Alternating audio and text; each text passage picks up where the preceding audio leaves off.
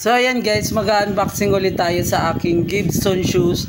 Ayan, for how many years ngayon lang ako nakatikim ng ngayon lang makakatikim yung pa ako ng ng Gibson. Ayan, so mag-unbox po tayo para sa ko to sa trabaho.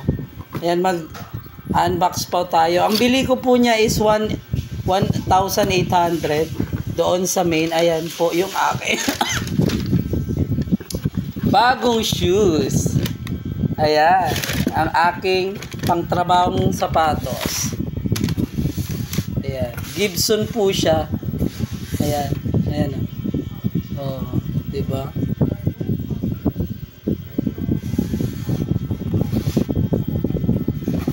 Ayan po ang aking new shoes.